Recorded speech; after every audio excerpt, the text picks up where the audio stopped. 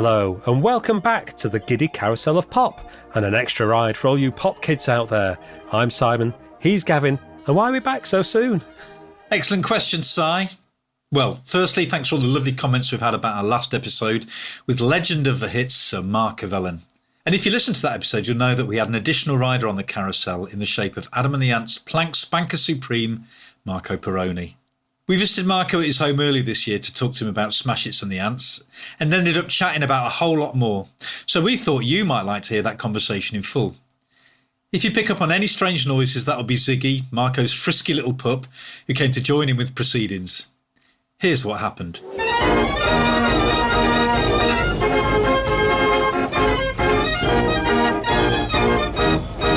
So we're delighted to welcome onto Giddy Carousel of Pop a special guest. Delighted to welcome the living legend that is Marco Pirroni. Thanks for coming aboard the carousel, Marco. That's all right, anytime. And wanted to talk to you a little bit about the interview and Smash Hits in general and kind of the pop world at that time. Yeah, I mean, I remember more about Smash Hits generally. I remember being in France. I've just read that interview and I don't remember saying any of it. Obviously, it was so long ago. But I don't know what I can specifically tell you about the interview, except that I didn't want to go out in the sun. And I know that Mark spoke to everybody else except me, and then he had to wake me up. Yeah. Was that typical that you'd spend most of the time in your hotel room when you were away in sunny During places? During the day, yeah. Yeah. During the day, but at night I would come out. Right. I wasn't a recluse or anything like that. I was, just slightly vampiric. Slightly vampiric. Like golf hadn't started yet, so I would have not done that. Do you remember anything about Mark turning up at all, or? I was just told, you've got to talk to this bloke from Smash Hits. And I thought, well, OK, that sounds like fun. I don't think I'd met him before. What was his partner's name? Dave Hepworth? Dave Hepworth, yeah. I thought I'd met him. Right. And they used to do Old Grey Whistle Test. That's right. Yeah. Yeah. I remember Adam being a big Smash Hits fan. He was always saying, this is great, this is where we should be, and this is the future and all that. Oh, well, that's interesting, yeah, because in the interview he talks about sort of Flexi Pop magazine and Smash Hits being part of the Ants' success, really. And I know that the Ants always had a not great relationship with a lot of the music press, particularly the weeklies. And I wonder, do you think that the relationship the band had with Smash Hits was different to like the NME and Melody Maker and so on? And if so, how was it different, do you think? Well, they liked us for a start. Yeah. Simple as that. Yeah, they liked us. I don't really understand why the enemy didn't like us so much. Well, I mean, I do understand it's because we were successful. They hate success of any kind. It was all very socialist. Yeah. And I suppose they suspected we had money. And also, we weren't playing the punk game anymore. We'd been through that, and they were still in that, come the revolution. And it's like, we've gone through that, we've done that, and we'll do something else now. Do you think they sort of saw you perhaps as selling out? Yeah, totally, in terms of Dirt Wears White Socks? Yeah, and I never to this day know what that means, really. We didn't sell out. We didn't sell out to make more money. It's hardly a recipe for success, was it? I mean, it wasn't like, oh, this is a surefire hit thing, isn't it, Adam? If you dress up as a Red Indian, we all dress up as pirates. Yes, it's bound. Yes, it literally has no chance of failure, does it? I mean, it's just, but tried and tested way of succeeding. Of course, yeah. It's just bound to work. Yeah, we didn't know that. We didn't know it. We just wanted to do what we wanted to do, And it seemed like, and at the time it was all kind of rough trade. It was all very dour, and it was all like, Joy Division and all that. And that seemed very dour. Now I can see they're actually coming from the same place as we were coming from, but just doing it completely differently. So I guess because we just weren't punks anymore.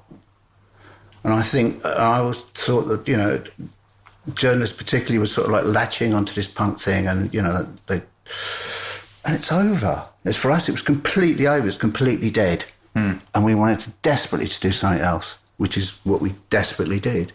Yeah, well, I mean, you're really ahead of the curve in that way, weren't you? Because new pops started and became more sort of taken on board by the weeklies like ABC and Human League when they went all shiny. They loved it all then, but Spandau and Duran. Yeah. No, actually, the Weeklies didn't like it. But they liked AB, like Lexicon of Love was really popular with the NME, and I think Heaven 17 were quite popular. So some bands they liked I think we probably seemed very egotistical to them. Yeah. And the fact that you were so honest, weren't you, about wanting to be number one and wanting to be the biggest thing, and maybe that was not seen as good. But that was, we did say that to annoy them. Yeah. But it was also true, That's the last thing you'd ever want to admit. It's like, oh, no, we want to be rich and famous and number one. That's the last thing they want to hear. Well, talking about wanting to annoy them, I remember reading an interview with you where you talked about sort of the Prince Charming look that sort of came out around the time of this interview, and part of the reason for doing it was to really piss off the enemy. Yeah, I was lying in bed thinking, there must be something that we can do so that they will really, really hate. There's no chance of them liking this at all. Also, it's got to annoy them. It's got the thing that it's all very odd doing it, this sort of panto thing in private, but it's got to be really successful so they can't ignore it. Yeah. And I remember one review of Stand and Deliver saying, it doesn't matter what I say, this is going to be number one next week. Well, that's not the point of a review, is it? I mean, just tell us what you think. Yeah. It does matter. No, it doesn't matter what you say, actually. We don't care. But that isn't a review. Yeah. Just saying it's going to be a hit, whatever. Yeah, it's going to be a hit, so I can't be bothered to, I can't stop it from being a hit, so... Yeah, at least you could give it a creative slagging off, couldn't you? Yeah, exactly, yeah. But you think that was also a little bit of snobbery towards the fans, who I guess would have been kids and like you were fans of glam rock and stuff in the early 70s? I don't know. I never thought of it that way, but yeah, maybe, yeah. I remember I've got somewhere the Enemy Book of Glam Rock, and it's like kind of somebody, and I think it was said they'd gone to a Roxy concert and they just sort of said, there's all these kids dressed up and all that, but I'd like to see him doing something really original and brave. I said, well, you try getting on the tube wearing a pillbox hat and a veil at age 14 then. That's pretty brave, braver than you'll ever be. But also it was sort of like their time was up. Oh, God, we're not hip anymore. We're not hip with the kids anymore. We're still wearing flared jeans. And it's like they all seem to be too late. They were too late with punk, they were too late with, New Romantic, they were too late with the new pop thing. They always missed out on it. Yeah, and this is where Smash Hits came in, really, isn't it? Because they were right there for all of that. Yeah. Well, I mean, they knew what was popular. They knew where their bed was buttered. This is what people want to read. This is what people want to buy. They outsold all the weeklies, didn't they? They were in colour. They had all the most popular bands. And that's what, these bands are not popular because you say they are. They actually really are. People go out and spend their hard-earned money on their records. So that's why they outsold. It wasn't a secret. It wasn't, a secret. It's easy to figure that out. Do you think if Smash Hits hadn't existed, would the group's look have been the same? Because obviously it had a very strong visual style. No, it would have been the same. Yeah. It would have been the same. We didn't do it for Smash Hits. Because I don't think it even existed when we really first sort of devised everything. No, I guess it would have been like really, really early, before it became popular anyway, Smash Hits, yeah. So it was just like, it was one big package, wasn't it? Yeah, but it sort of, it went full circle. We sort of fed off them, they fed off us. Yeah. The more we did, the more we would print. The more outrageous we'd look, the more pictures they would print, and so it just went round and round and round. And it kind of worked with video as well, wasn't it? Because videos were coming more popular then as well. Yeah, it was good timing, wasn't it? It was. I mean, I think for anyone's success, anybody who's successful, it's like the planets have to align. Every single thing has to be right, and you've got to be really lucky. You've got to be the right thing at the right time. In the right place. Otherwise, it doesn't work. And we just were. And everybody else seemed to be as well. Because they were just doing the right thing. And they were doing the thing that they felt was right. There was no we're going to make a lot of money out of this. We had no concept of money. I mean, we were 21. Yeah. We never made any money before. And no career plan or anything like that, really. No, just join a band and see what happens.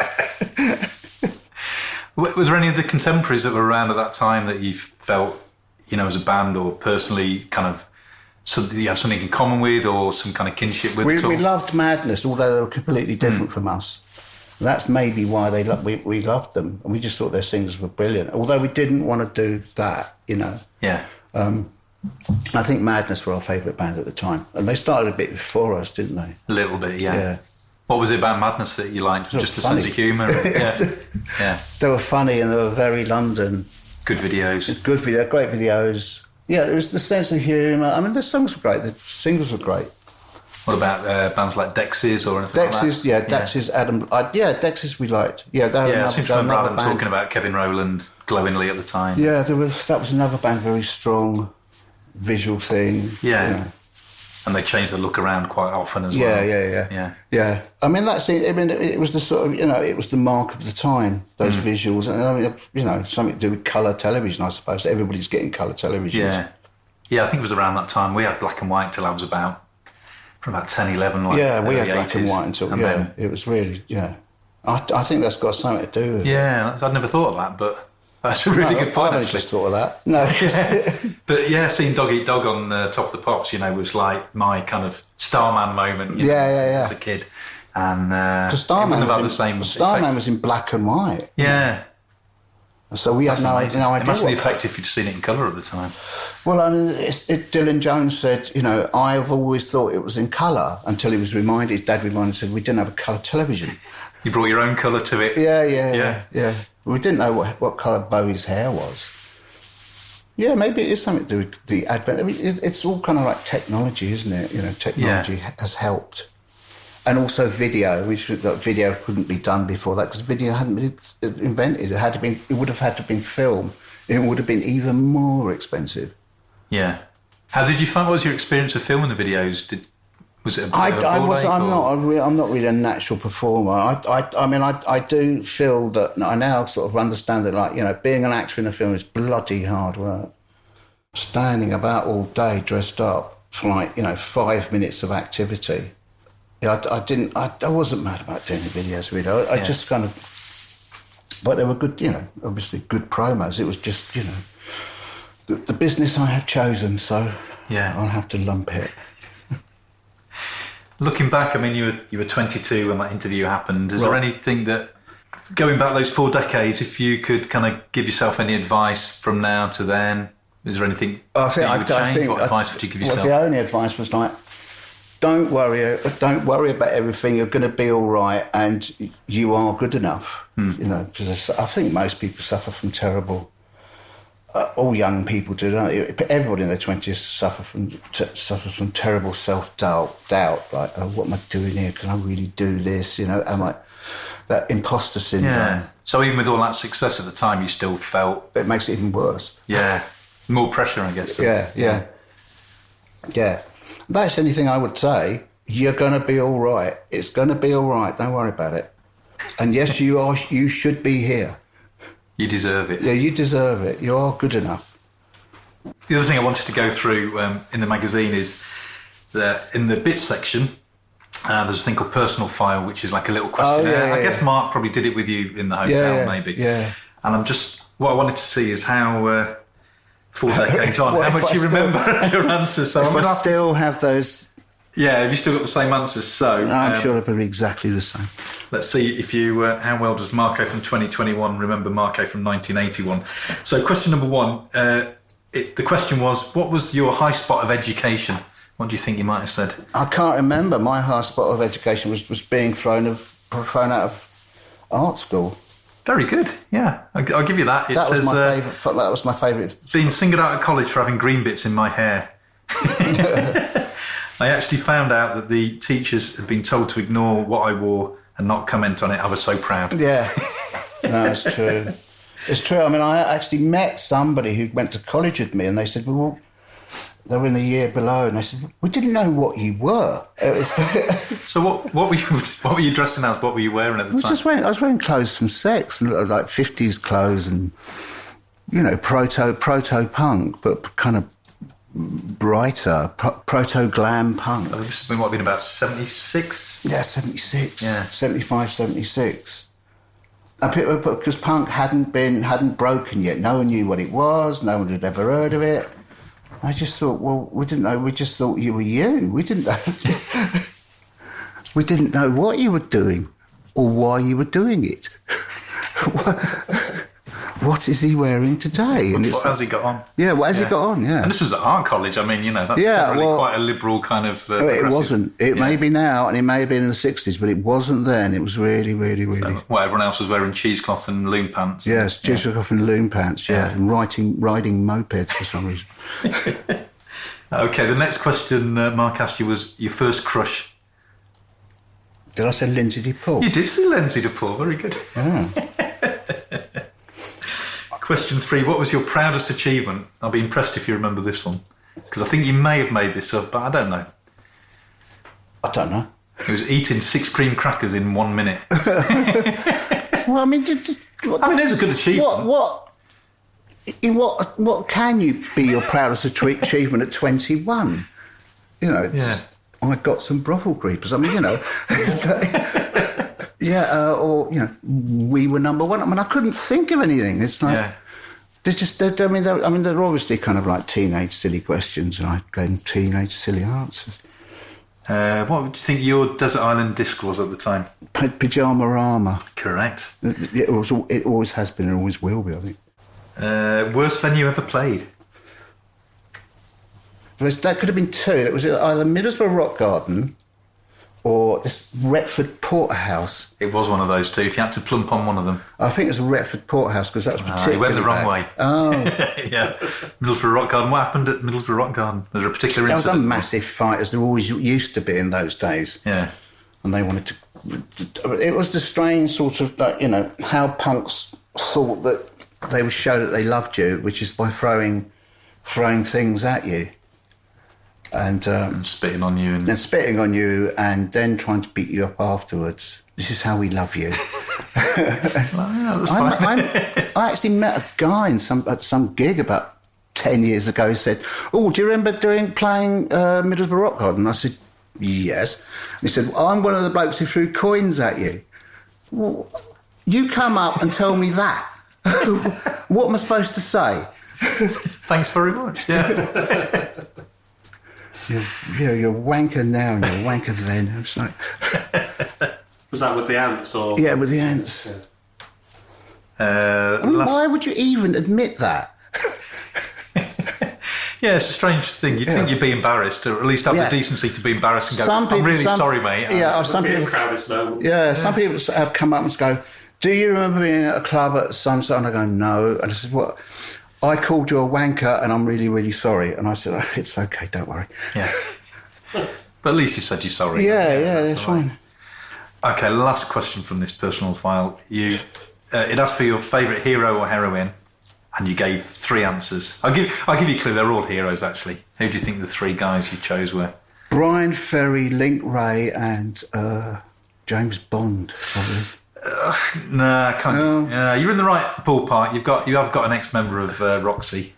Andy Mackay. Yeah, you've got Andy in there. Yeah. One of the Spiders. Mick Ronson, and then an actor. Sean Connery. I don't know. Lawrence Harvey. Oh, Lawrence Harvey. Yeah. Was he out of Room at the Top? Yes. Yeah. Okay, I think you put that. I thought he was dead. Favourite film? I thought he was proto Brian Ferry. I think Brian Ferry probably thought that as well. But what do you remember about the fans from that time? Well, it's funny because, nowadays, obviously with the internet, people have got direct access to you. Although if you're really big, there's no way you can answer, 1,000 messages a day or something. You have to get something to do it. But people do have now direct access, and they're older, so they're not quite as excitable. I do get lots of nice messages from people, which is nice. But in those days, we were sort of isolated. We just lived in cars and buses and hotel rooms and, surrounded by guards. Because it was always trying to, it was mostly Adam like having to, dodge speeding girls and stuff like that. Did the rest of the band have a lot of that problem as well? Or was it didn't. 90% Adam? I didn't. I don't think they liked me. I wasn't boy band material, but that didn't bother me. Well, that's good though, I guess. You can be a bit more anonymous than... Well, I didn't want to be anonymous. I just wasn't interested in kind of... Getting chased around. Being loved by 10-year-old girls. I mean, it's just slightly creepy. Yeah. It's not a good look. No, it's not. It really isn't. But those videos certainly had a big impact. I was, 7, 8 years old at the time.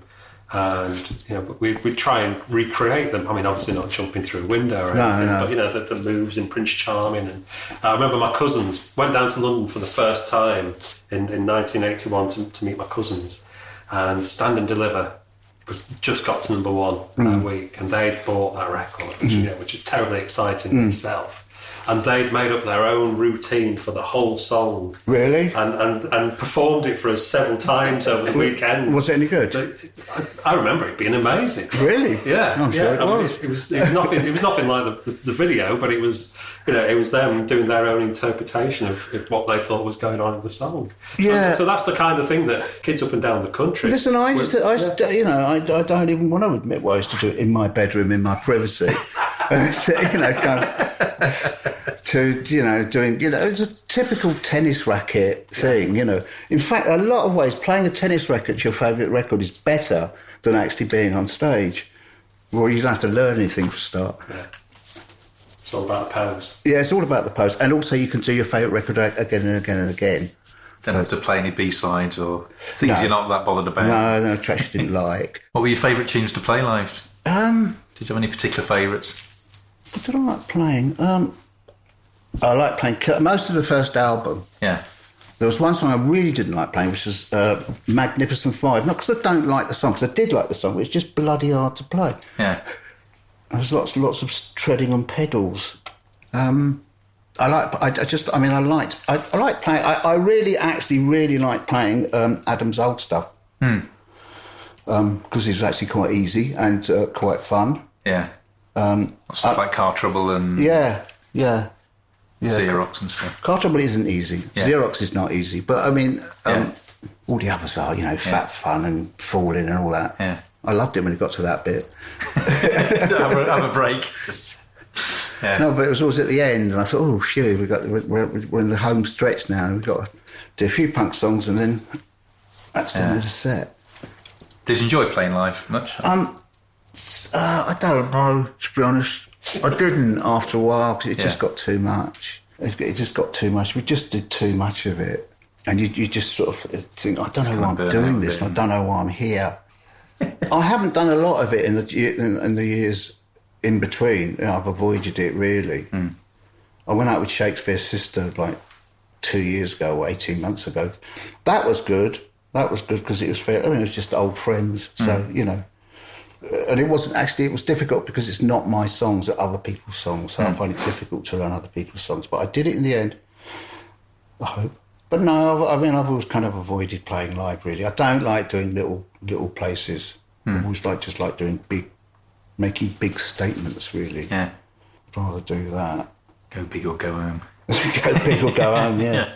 Yeah, exactly, yeah. Going back to little clubs does not appeal to me. Sort of one last question, actually, before we wrap up. Because Si's a big Live Aid fan. And obviously, you played there. And I did listen to another fairly recent podcast, and you said you remembered virtually nothing at all from the day. I remember was that there was behind the stage was like a traffic light, and you were told to sort of like start playing. Like if it was red, don't play. And if it was green, start playing. I thought, well, where is it? I can't see it. And I've got really great eyesight. I couldn't bloody see it. And Adam's got terrible eyesight, so I thought it was up to me. I've got to find it, haven't I? Where is it? Where is it? Where is it? So if you didn't need enough pressure, yes, exactly. The only other thing I remember at the time was like thinking, I really need a cigarette, and I didn't smoke at the time. Yeah. I thought, why do I need a cigarette? And I don't smoke. Yeah, I think that would make anyone smoke. Yeah. But it was a good experience. I mean, really glad, that we were there. One of the big things of the 80s, wasn't it? Yeah, definitely. Yeah. I mean, do you wish you'd had longer than the one song? Yeah. And I can't remember why we didn't now. I forget why. But yeah, I've read a few different reasons why. There is a few different reasons. Yeah. I don't know them all. Yeah, And it's just probably all those reasons all together. What would you have played then? Had you had the chance to do I can't remember. more We than probably one would have done Ant Music and Dog Eat Dog and Stand the Liver, probably. You know, do our biggest hits. This is what people want to hear, isn't it? Mm. You know, we've talked about this on a previous podcast, actually, because sometimes people are very quite down on the band playing Vive la Rock. But my argument is always that, you know, at the time there wasn't really that kind of heritage thing, really, and there wasn't the expectation. And when you look at the tunes that a lot of other bands played, it was singles that hadn't even broken the top 40 or sometimes album tracks, and it wasn't kind of a catalogue of the biggest hits. It was kind of festival kind of... No, but we had a snap decision, like play it or not play it. Yeah, maybe we wouldn't have done it, you know, if we had like a couple of days, a week to think about it. Yeah. But we didn't. Yeah. So.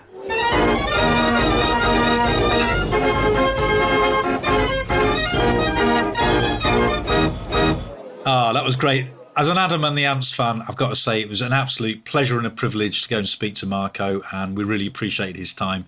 So, Marco, thank you very much. Yeah, and as a Roxy Music fan, it was great to talk to a fellow Roxy Music fan. You had a great time, didn't you? I did. And if you check out the website, and I'm sure they'll be on Instagram, Facebook and Twitter as well, you'll see the photos that we took of Marco posing with his jukebox, which was plugged in.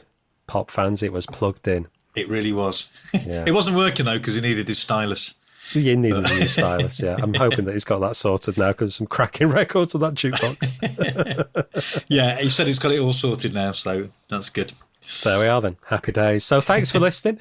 Hope you enjoyed this little extra ride on the carousel. Don't forget to check out our website. I've just mentioned that, giddypoppod.home.blog, where you'll find all our previous episodes, playlists and scans to dig into at your leisure. And if, from the very heart of your bottom, you would like to support us by buying us a coffee, we'd be forever in your debt. That's coffee.com/giddypoppod. And if you're not sure how to spell that, that's ko-fi.com/giddypoppod. And that is where you can go and do that. And, of course, come and say hello to us. We're a friendly couple of fellas. You can find us on Twitter at giddypoppod. You can also find us on Facebook and Instagram. And if the wind's blown in the right direction and the sun's shining, we'll even say hello back to you. So thanks once again for listening, and we'll see you next time for a full episode of the Giddy... Yeah. So thanks. So thanks once again for listening. I will see you next time for a full episode of the Giddy Carousel of Pop. Bye. Ta-da!